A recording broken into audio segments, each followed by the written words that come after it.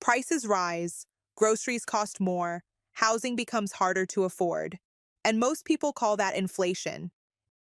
It's often presented as something we simply have to live with, an economic force beyond anyone's control.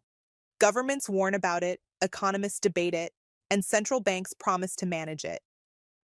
Yet rising prices are only what we see on the surface. Inflation is not just about prices, it's about what happens when the purchasing power of money itself begins to shift. And that shift is often how monetary systems quietly redistribute pressure across society. Sometimes not immediately, but over time. So if inflation isn't just rising prices, what is it really? Where does it come from? And how does it shape the society we live in? In the previous episode, we saw that flexible monetary systems are designed to absorb economic pressure inside the financial system rather than forcing immediate adjustment into society. That pressure can emerge suddenly during banking crises, wars, or recessions, but it can also build gradually through long-term fiscal commitments, sustained borrowing, and structural imbalances within the economy. Instead of triggering immediate collapse, part of this pressure can be managed by expanding credit, increasing liquidity, or stabilizing financial markets. This allows governments, banks, and economies to continue functioning even when underlying obligations and constraints are growing. But postponing adjustment does not remove the pressure. It only changes when and how the consequences eventually appear. Over time, the cost of both sudden shocks and persistent structural imbalances tends to surface in slower, more diffuse ways, not always through visible crisis, but through gradual changes in purchasing power, prices, and financial conditions across the economy. Inflation is one of the main ways this delayed adjustment becomes visible in everyday life. When people talk about inflation, they usually point to prices. Rent rises, food becomes more expensive, fuel costs increase, and everyday expenses climb. It feels natural to say inflation simply means prices going up. But prices can rise for many reasons that have nothing to do with the monetary system. A drought can raise food prices. A war can disrupt energy supply. Regulations, tariffs, or production shortages can make specific goods more expensive. These are relative price changes affecting particular markets. Inflation in the systemic sense concerns something broader, the purchasing power of the currency itself. When the amount of money and credit in the economy grows faster than the real goods and services available, each unit of money may command less value over time. When that happens broadly, rising prices become the visible symptom of a deeper shift in the value of money. Price movements are what people observe. Purchasing power is what actually changes. Understanding inflation therefore means looking beyond individual prices and asking what is happening to the value of money over time. If inflation reflects a change in purchasing power, measuring it might seem straightforward. In reality, it is far more complex. Institutions estimate inflation by tracking the prices of a selected basket of goods and services intended to represent typical household spending. This provides a useful indicator, but it cannot capture every experience equally. Different households spend differently, and costs like housing, healthcare, education, or energy may rise at very different speeds. Even the construction of the basket itself requires decisions. Which goods should be included? How heavily should they be weighted? How should quality improvements or substitutions be handled as consumption patterns change? These choices influence the final number even when they are made carefully. There is also another dimension. Inflation can appear not only in consumer goods, but also in asset markets.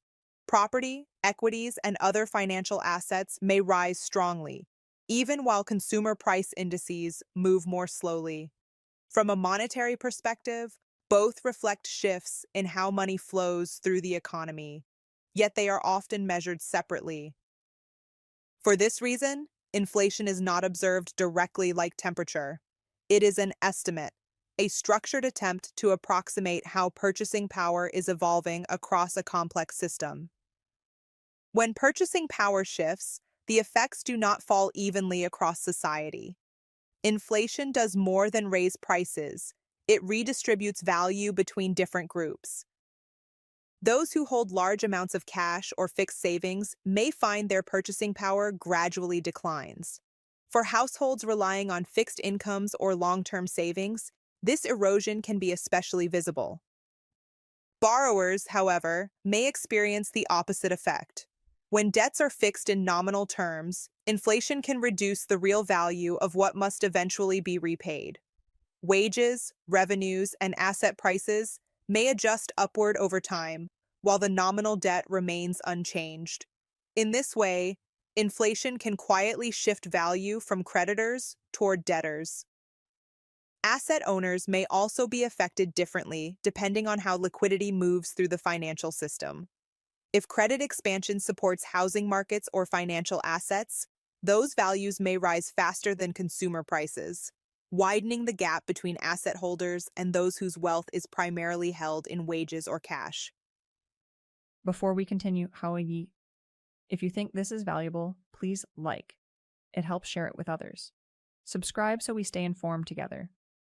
Because inflation reduces purchasing power broadly, rather than through an explicit tax bill, it can also function as an indirect adjustment mechanism for public finances, altering the real burden of obligations without a direct policy announcement.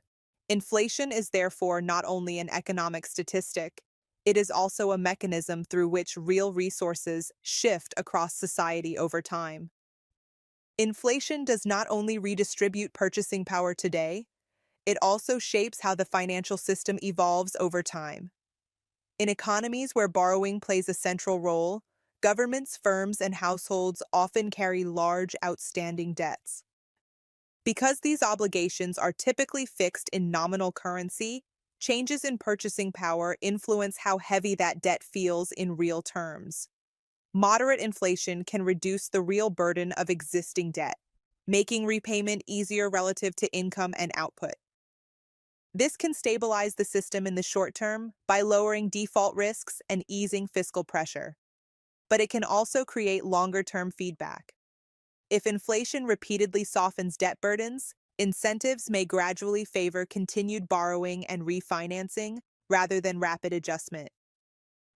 Higher nominal spending, rising debt levels, and ongoing monetary accommodation can reinforce each other.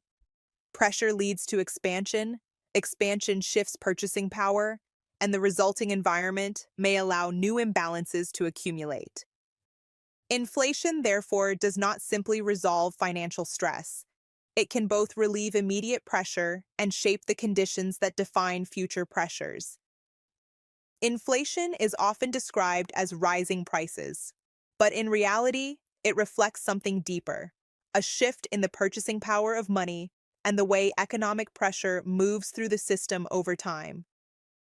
It is one of the mechanisms through which modern monetary systems absorb strain, redistribute obligations, and adjust the balance between savings, debt, wages, and public finances.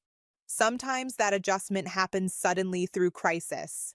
At other times, it unfolds gradually through the quieter erosion of purchasing power. Understanding inflation therefore means understanding how money itself shapes how societies live with constraints. And if inflation is one way pressure moves through the system, the next question becomes unavoidable. What happens when the level of debt itself becomes the central force driving that pressure? Because once debt reaches a certain scale, the dynamics of the entire monetary system begin to change. Because inflation is not just something that happens to the economy, it is one of the ways the system decides how and when society absorbs its costs. Inflation is part of TNBC Explainers Module 3, Economy, Money, and Financial Power. Explore the TNBC Explainers course via the YouTube course list, or visit thenextbigcycle.world for the full course overview and background. This is The Next Big Cycle. TNBC Explainers, your guide to understanding the systems shaping the world around you. TNBC Explainers is a growing YouTube course. New concepts are added over time,